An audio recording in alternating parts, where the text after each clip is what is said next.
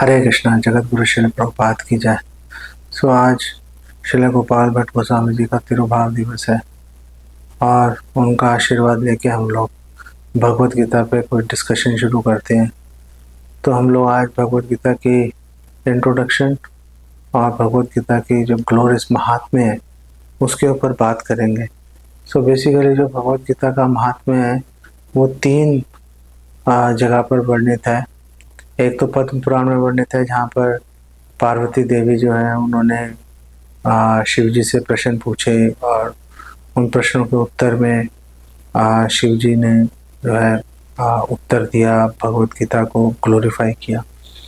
दूसरा वराह पुराण में वर्णन है जहाँ पे कि भूदेवी जो पृथ्वी देवी है उन्होंने भगवान विष्णु से प्रश्न पूछा था और उन्होंने बेसिकली ये प्रश्न पूछा था कि भगवान परम ईशान भक्तिर अव्यभिचारिणी प्रारब्धम भुज्यमानस्य कथम भवति है प्रभु, कि हे भगवान प्रारब्ध भुज्य मानस्य, कि जो लोग 24 घंटे अपने प्रारब्ध में बेसिकली मगन है, जिनको फुर्सत ही नहीं है, बिल्कुल भी टाइम नहीं है जिनके पास में, और जो 24 घंटे अपने परिवार के भरण पोषण में या समस्याओं का सामना करने में पूरा टाइम जा रहा है, वो लोग कैसे आपकी शुद्ध भक्ति को प्राप्त कर सकते हैं। भक्तिर अव्यभिचारिणी कथम भवति है प्रभु, वो कैसे उनको प्राप्त होगी। तो उसके उत्तर में भगवान ने बोला था प्रारब्धम पूज्य मानो ही, कि प्रारब्ध भोगते रहे, कोई प्रॉब्लम नहीं है प्रारब्ध भोगने में, लेकिन गीता अभ्यास रहता सदा, लेकिन अगर वो रोज जो है भगवत गीता अगर पढ़ेंगे सुनेंगे, स मुक्ता स सुखी लोके कर्मणा न उपलिप्यते, वो एक तो मुक्त हो जाएंगे सारे पापों से, सुखी हो जाएंगे और किसी भी वो कर्म करेंगे संसार के अंदर लेकिन उससे लिप्त नहीं होंगे।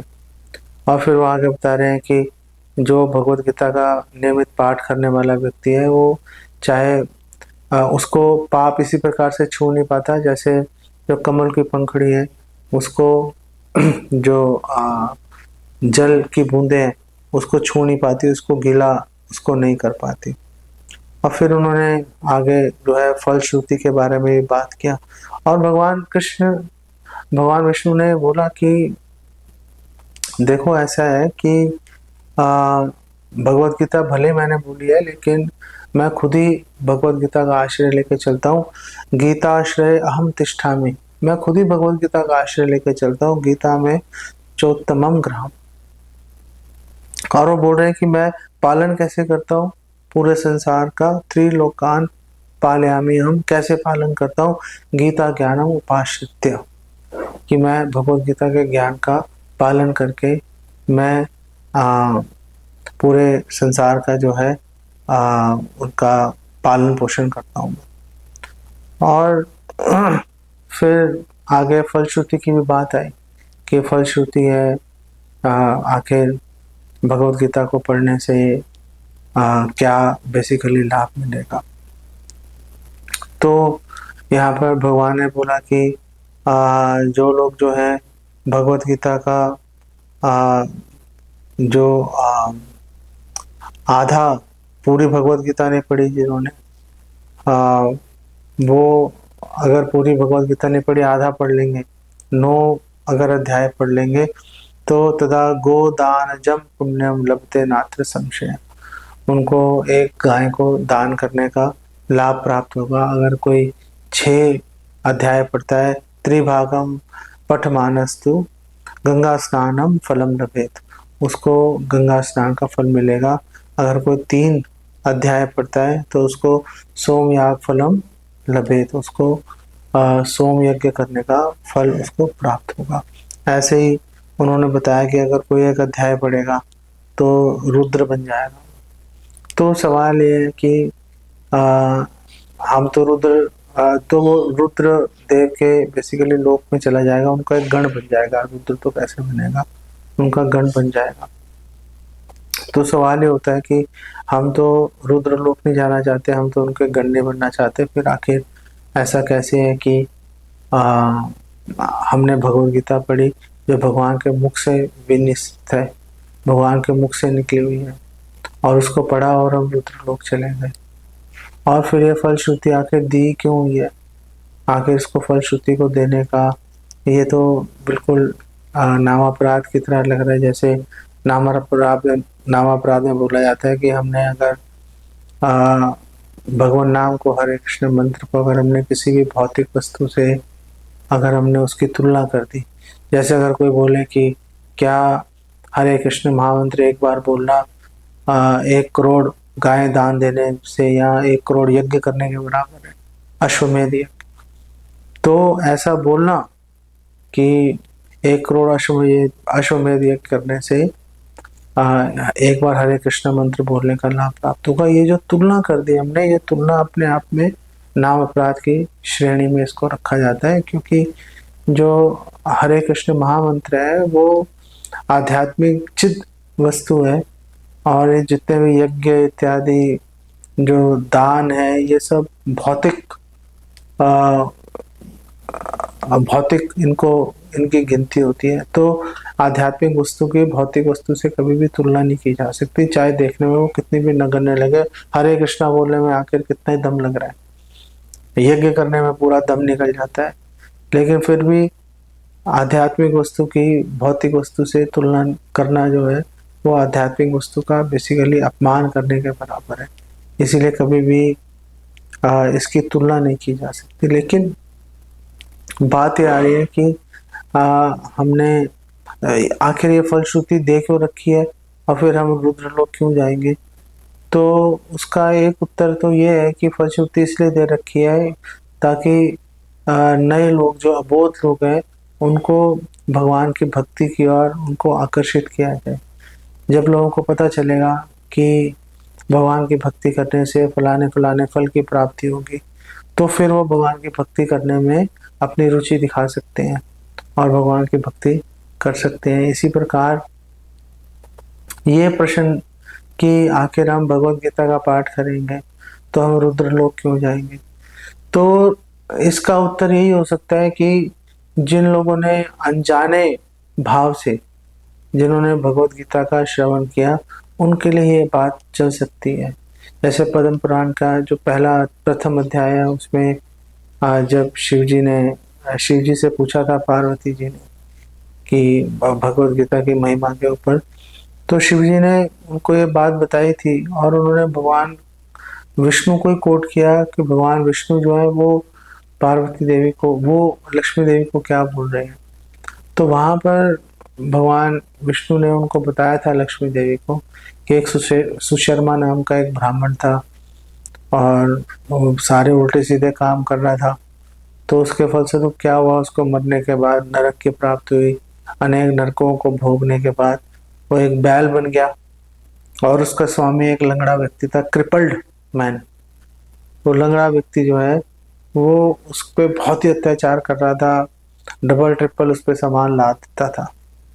तो उससे क्या हुआ, एक बार वो बैल इतना सामान लदा हुआ था कि उसका भार वहन नहीं कर पाया और धड़ाम से नीचे गिर गया चलते चलते सड़क पे, और प्राण उसके निकलने के लिए आतुर हो गए, लेकिन प्राण निकल भी नहीं रहे थे। तो वहां पे चारों तरफ लोगों की भीड़ इकट्ठी हो गई, लोगों को दया आ गई। एक ने बोला मैं अपने पुण्य दान करता हूँ इसको इस पीड़ा से मुक्ति मिल जाए। तो एक ने बोला, तो देखते देखते कई लोगों ने जो है इस बारे में बोलना शुरू किया, मैं भी पुण्य दान करते हैं, हम भी पुण्य दान करते हैं। तो वहां पे एक वैश्या थी, उसने कहा मैंने तो चलो कोई पुण्य वुण्य किया नहीं है, लेकिन फिर भी चलो सब लोग बोल रहे हैं, मैं भी बोल देती हूँ। तो उसने बोला कि मैं भी अपने पुण्य दान करती हूँ इस बैल के प्रति। तो उस बैल का शरीर छूट गया और वो जब यमलोक गया यमराज जी के सामने, तो यमराज जी ने उसको बोला कि तेरे सारे पापों का निवारण हो चुका है, अब तू पूरी तरह से मुक्त है, तेरे को वापस हम पृथ्वी लोक भेज रहे हैं ताकि तू भगवान की भक्ति कर पाए और भगवान के धाम को प्राप्त कर पाए। तो वो जो सुशर्मा जो ब्राह्मण था बड़ा हैरान हो गया, उसने बोला कि आमीन ऐसे कैसे हो गया कि सारे पाप ही कट गए। तो उन्होंने यमराज जी ने बताया कि भैया देखो एक वैश्या थी, उसने अपने पुण्य दान किए, उससे कट गए। तो आश्चर्यचकित रह गया वो सुशर्मा ब्राह्मण। तो जब वो वापस पृथ्वीलोक में जन्म हुआ और थोड़ा बड़ा हुआ तो उसने जाके ढूंढा उस वैश्य को, और वैश्य को जाके बोला कि आपने ऐसे एक बैल को अपने पुण्य अर्पित किए थे, मैं ही वो बैल हूँ। आपकी दया से जो है मेरा ये जन्म हुआ, तो मैं आपसे पूछना चाहता हूँ आपने ऐसा क्या पुण्य किया था, इतनी बड़ी भीड़ के पुण्य मेरे को लगे नहीं, आपका पुण्य मुझे लग गया, सारे पाप खत्म हो गए और ये इतना सुंदर जो है मनुष्य का शरीर प्राप्त हो गया। तो वैश्य ने बोला कि मैंने तो ऐसा कुछ मतलब पुण्य किया नहीं है, लेकिन मेरे पास एक तोता है, वो कुछ ना कुछ बोलता रहता है, मैं उसको सुनती रहती हूँ। तो वो तोते के पास गए, तो वो तोते ने बोला कि मैं भी जो है पहले मनुष्य योनि में था और मैंने अत्यंत पाप किए मैंने। तो वो पाप करने के कारण क्या हुआ कि मैं अनेक नरकों में मुझे भोगना पड़ा, और नरक अनेक बार भोगने के बाद वापस जब मेरे को शरीर मिला तो एक तोते का शरीर मिला, और तोते का शरीर मिला, लेकिन मेरे इतने पाप थे कि मेरे जन्म लेते ही माता पिता मर गए।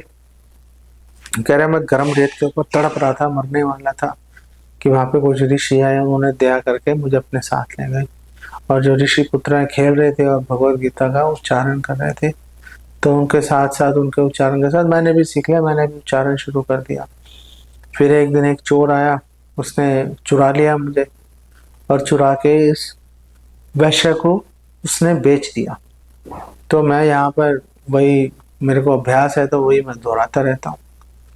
तो अब जो तोता है वो भी अनजाने में दोहरा रहा है, जो वैश्य अनजाने में सुन रही है, जो सुशर्मा है उसको भी अनजाने में भगवत गीता का पुण्य उसको प्राप्त हो गया।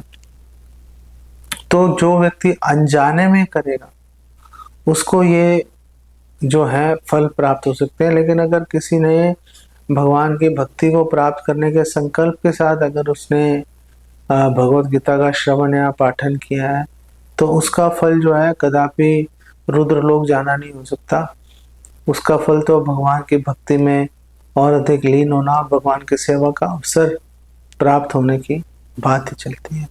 जब हम फल श्रुति की बात करते हैं तो भगवत गीता में भी फल श्रुति आ रही है।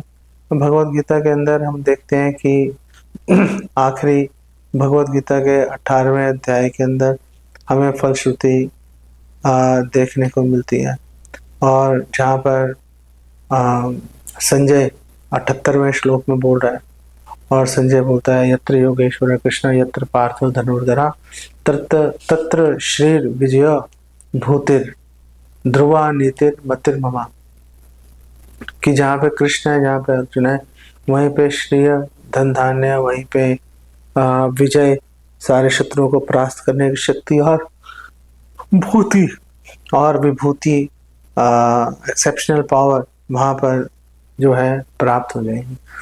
तो ये तो हम भगवत गीता सुनकर भगवान कृष्ण और अर्जुन का संग हमें प्राप्त होता है, उससे हमें ऐश्वर्य, शक्ति और विजय प्राप्त होगी। तो ये फलश्रुति है। अब सवाल ये है कि ये जो फलश्रुति है ये कि श्री विजय और पावर हमें प्राप्त होगी, ये भौतिक है या आध्यात्मिक है? तो उत्तर यही है कि ये जो है ये सारी वस्तुएं बेसिकली भौतिक श्रुति के अंदर आएगा ये बात। और फिर और भी जो है श्रुतियों का, फल श्रुति का वर्णन जो है यहाँ पर किया गया है इसी अध्याय में। जो है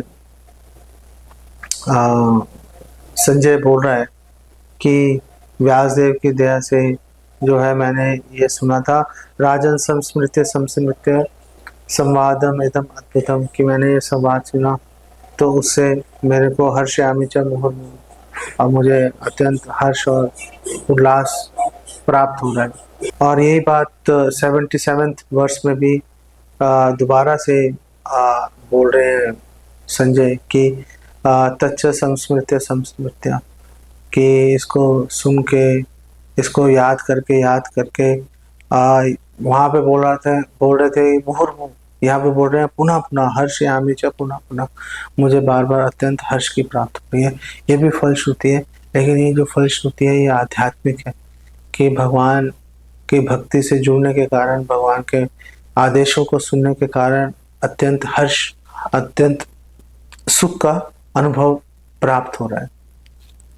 इसी तरह से हमारे भागवत में भी आपको फलश्रुति मिलेगी, पुराणों में भी फलश्रुति का वर्णन लगभग हर एक अध्याय में आता ही है कि इस अध्याय को सुनने का या भागवतम को सुनने का आखिर क्या फल है। तो वो ये जो सारे फल हैं ये नए लोगों को आकर्षित करने के लिए, पुराने भक्तों को इसके बारे में विचार करने की कोई आवश्यकता नहीं है। चाहे हमें भगवान के धाम जाने के बारे में ही फलश्रुति क्यों ना हो, तब भी उसके बारे में सोचना, उसकी इच्छा को हृदय में लेके आना, वो भौतिक ही मानी जाती है। इनफैक्ट रूपा गोस्वामी ने तो उसको पिशाचिनी का नाम दिया, और उन्होंने बोला था भुक्ति मुक्ति स्पृहा यावत पिशाची हृदय वर्तते, कि जब तक ये भुक्ति और मुक्ति नामक जो इसकी कामना रूपी पिशाचिनी है, जब तक मेरे हृदय में बैठेगी तब तक भगवान का शुद्ध प्रेम कभी हृदय में उदय नहीं हो सकता। यही वो श्लोक है जिसके ऊपर श्री वल्लभाचार्य जी ने रूपा गोस्वामी को टोका था कि आपने मुक्ति को भौतिक कैसे बोल दिया। तो जब उनके बाहर आने पर जीवा गोस्वामी जी ने उनको ये बात दिखलाई कि वो मुक्ति को जो है वो पिशाचिनी नहीं बोल रहे, बल्कि मुक्ति की इच्छा को पिशाचिनी बोल रहे हैं। तो मुक्ति प्राप्त कर लेना और मुक्ति की इच्छा करना, दोनों में बहुत फर्क होता है। जो इच्छा रख के भगवान की सेवा में जुड़ेगा तो वो बेसिकली अब आध्यात्मिक नहीं रही, वो भौतिक इच्छा बेसिकली बन के रह जाती है, और उससे जो व्यक्ति को जो संपूर्ण लाभ है भगवान की भक्ति करने का, भगवान के शरण लेने का, वो बेसिकली उसको प्राप्त नहीं हो पाता। तो सवाल ये है कि तो आखिर जो वास्तविक श्रुति फल क्या है? वास्तविक श्रुति फल जो है इसी 18वें अध्याय में बता रखा है, जब भगवान कृष्ण ने अर्जुन से पूछा था। और इनफैक्ट अर्जुन अपने आप से, अर्जुन ने ये बात नहीं बोली, अर्जुन को भगवान कृष्ण ने थोड़ा कचोटा, थोड़ा प्रॉम्प्ट किया अर्जुन को, तो अर्जुन ने जाके इस बारे में अर्जुन ने वर्णन किया था। तो भगवान कृष्ण ने अर्जुन से पूछा था कि कश्चित एतत् श्रुतम पार्था त्वयि एकाग्रेण चेतसा कश्चित अज्ञान सम्मोह प्रणश्यस्ते धनंजय, कि हे धनंजय, हे अर्जुन, क्या तुमने ध्यान पूर्वक जो भी मैंने बात बताई थी तुमने ध्यान पूर्वक सुनी? क्या तुम्हारा अज्ञान और मोह नष्ट हो गया, नहीं हो गया? तो भगवान ने प्रॉम्प्ट किया पहले, अर्जुन ने खुद से जो है इस बारे में बात नहीं किया। लेकिन जब भगवान ने बोला तो अर्जुन ने तुरंत बोला कि नष्ट मोह स्मृति लब्धा, कि मेरा मोह नष्ट हो गया और स्मृति लब्धा, मुझे स्वरूप सिद्धि प्राप्त हो गई है। अब मैं पूरी तरह से अपने स्वरूप में स्थित हो गया हूँ, मैं जान गया हूँ, स्मृति, मुझे जानकारी प्राप्त हो गया, मुझे स्मरण हो गया वापस कि आखिर मेरा वास्तविक स्वरूप क्या है। और ये कैसे प्राप्त हुआ? त्वत् प्रसादान में अच्युता, ये आपकी कृपा से प्राप्त हुआ। और स्थितो अस्मि गत संदेह, और अब मैं संदेह, सारे संदेह मेरे खत्म हो गए, सारे संदेह खत्म होके अब मैं स्थित हूँ, अब मैं विराजमान हूँ। तो जब आपका मोह नष्ट हो गया, स्मृति, आपको स्वरूप सिद्धि प्राप्त हो गई, जब आपकी सारी कंफ्यूजन, सारे भ्रम आपके खत्म हो गए, तो फिर फाइनली अब करना क्या है? तो अर्जुन ने बोला करिष्ये वचना तव, तो मैं वही काम करूंगा जो आप मुझे बोलोगे, अपनी मर्जी से अपने जीवन को नहीं चलाऊंगा। ये वास्तविक श्रुति फल है। ये श्रुति फल का मतलब है, करिष्ये वचनम तव का मतलब है भगवान की पूर्ण रूप से शरणागति लेना, भगवान को सबमिट कर देना, अपने हृदय को भगवान के चरणों में अर्पित कर देना कि हे भगवान, अब तो आपकी इच्छा के अनुसार ही मैं जीवन चलाऊंगा, अब आपकी इच्छा के अतिरिक्त मेरे जीवन में और किसी बात की और किसी वस्तु की आकांक्षा नहीं है। शंकराचार्य जी ने जो गीता महात्म्य की चर्चा की और उन्होंने इस बारे में वर्णन किया, उन्होंने बोला कि जो भगवत गीता जो है वो तो बेसिकली एक गाय के समान है, सर्व उपनिषदों गावो दुग्धा गोपाल नंदना, और इसको गाय को धोने वाले कौन है? इस गाय को धोने वाले स्वयं भगवान कृष्ण है और गोपाल नंदन। और उन्होंने बोला कि आ, तो बछड़ा कौन है? सो पार्थो वत्स सुधीभिर भोक्ता। और जो बछड़े हैं, बछड़ा है वो स्वयं अर्जुन है। और इसको कौन पिएगा? सुधीर भोक्ता। इसको सुधी, जो बहुत ही शार्प इंटेलिजेंस है जिसकी, वही व्यक्ति इसको भोग, इसको, इस दूध को, ये दूध कौन सा है? गीतामृतम महत, दुग्धम गीतामृतम महत। ये जो दूध है, जो बहुत ही वंडरफुल गीतामृत, गीतामृत नामक जो दूध है, जो कि बहुत ही अद्भुत है, उसको कौन पिएगा?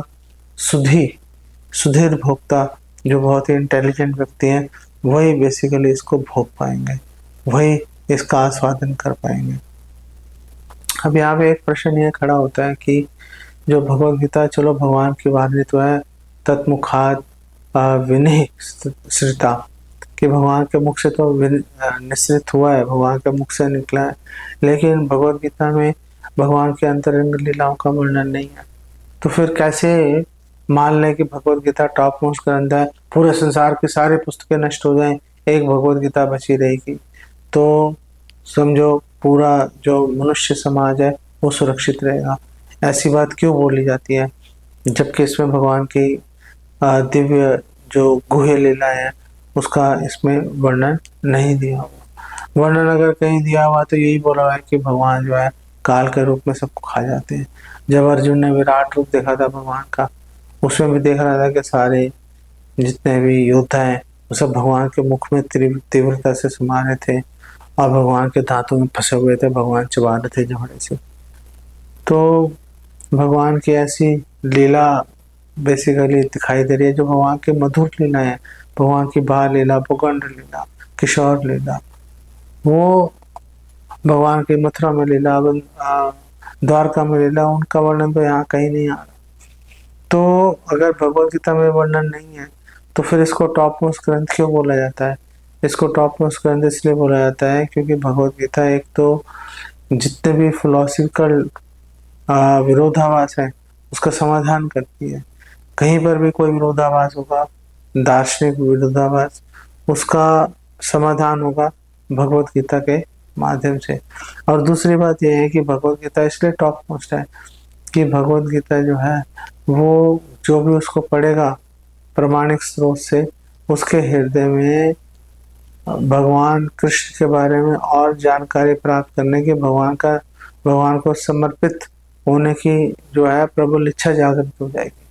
फिर जब वो भक्त इस इच्छा के साथ में भगवान की सेवा में जुड़ेगा और भगवान की मधुर लीलाओं के बारे में सुनेगा, फिर उसको कभी भी कोई कंफ्यूजन नहीं होगा। नहीं तो श्रीमद् भागवतम के ऊपर आधारित लीलाओं का मंजन तो हम बचपन से देखते आ रहे हैं, बहुत सारी कहानियां भी हमने सुनी, लेकिन कभी भी हृदय में सेवा का ऐसा लालसा या प्रेरणा हृदय में नहीं आई।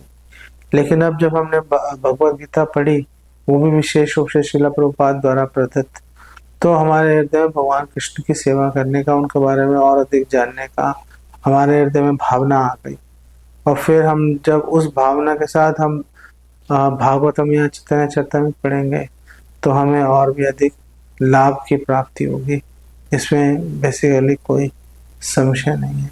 श्रील प्रभुपाद इंट्रोडक्शन में बोलते हैं कि जो भगवत गीता है उसको सुनने का, समझने का तरीका बहुत ही सरल भी है और एकमात्र तरीका यही है, किसी प्रमाणिक गुरु से या वरिष्ठ वैष्णव के संग में रह के भगवत गीता का पाठ किया जाए। अदरवाइज क्या होगा कि हम लोग भगवत गीता पढ़ने बैठेंगे तो उसको पढ़ के हम लोग मिसगाइड हो सकते हैं, हम लोग भटक सकते हैं।